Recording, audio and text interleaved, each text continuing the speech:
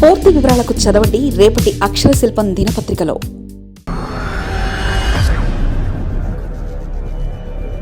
జమిలీ ఎన్నికల బిల్లుపై సందిగ్ధత, అసలు క్లారిటీ ఇవ్వని కేంద్రం. బిల్లు ఆమోదం వరకు వచ్చి ఆగిపోయి పరిణామాలు తర్వాత ఏం జరగనుందో. జమిలీ బిల్లును లోక్సభలో ప్రవేశపెట్టడంపై సస్పెన్స్ నెలకొంది. లోక్సభ బిజినెస్ షెడ్యూల్లో ఈ బిల్లు లేకపోవడం ఉత్కంఠ రేపుతుంది. మరి ఈ సమావేశంలో బిల్లు ప్రవేశపెడతారా లేక వాయిదా వేస్తారా? జమిలీ ఎన్నికల బిల్లుపై కేంద్రం పునరాలోచన చేస్తున్నట్లుగా తెలుస్తుంది. సోమవారం లోక్సభ బిజినెస్ జాబితా నుంచి జమిలీ ఎన్నికలకు సంబంధించి 2 బిల్లులను తొలగించడమే ఇందుకు కారణం. వన్ నేషన్ వన్ ఎలక్షన్ బిల్లును సభలో ప్రవేశపెట్టడానికి అంతా రెడీ అయింది. కేంద్ర న్యాయశాఖ మంత్రి అర్జున్ రామ్ మేఘ్వాల్ ఈ బిల్లును పెడతారని కేంద్రం తెలిపింది. కానీ తాజాగా రివైజ్డ్ లోక్సభ బిజినెస్ జాబితాలో జమిలీ ఎన్నికల బిల్లులు మాయమైనట్లు చెప్తున్నారు. ఈ నెల 20తో పార్లమెంట్ సమావేశాలు ముగినున్నాయి. దీంతో ఈ సమావేశాల్లో జమిలీ బిల్లును ప్రవేశపెట్టడంపై సందిగ్ధత నెలకొంది. అయితే మంగళవారం ఈ బిల్లును ప్రవేశపెట్టే అవకాశం ఉందని పేర్కొంటున్నారు. పార్లమెంట్తో రాష్ట్రాల అసెంబ్లీలకు జమిలీ ఎన్నికల కోసం రాజ్యాంగంలో కొత్తగా 82A ఆర్టికల్ను చేర్చాల్సి వచ్చింది.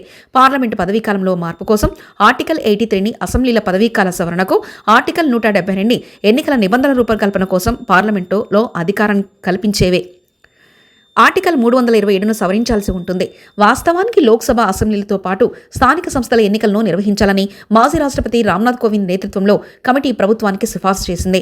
స్థానిక సంస్థల ఎన్నికల అంశాన్ని కేంద్ర కేబినెట్ పక్కన పెట్టి లోక్సభ, అసెంబ్లీ ఎన్నికల కోసం రూపొందించిన 2 బిల్లులకు ఈ నెల 12న ఆమోదం తెలిపింది.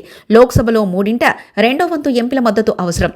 జమిలీ ఎన్నికల బిల్లు ఆమోదానికి లోక్సభలో 3/2 ఎంపీల మద్దతు అవసరం. బిల్లు ఆమోదానికి 361 మంది ఎంపీల మద్దతు అవసరం కాగా ఎన్డీఏకు 293 మంది ఎంపీల మద్దతు మాత్రమే ఉంది.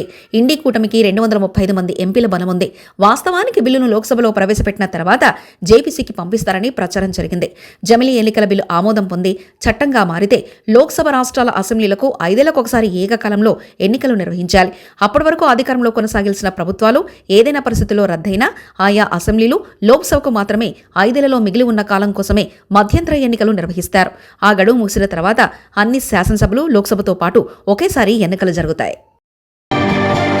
మరిన్ని కథనాల కోసం సబ్స్క్రైబ్ చేసుకోండి మీ అక్షర శిల్పం. పూర్తి వివరాలకు చదవండి రేపటి అక్షర శిల్పం దినపత్రికలో.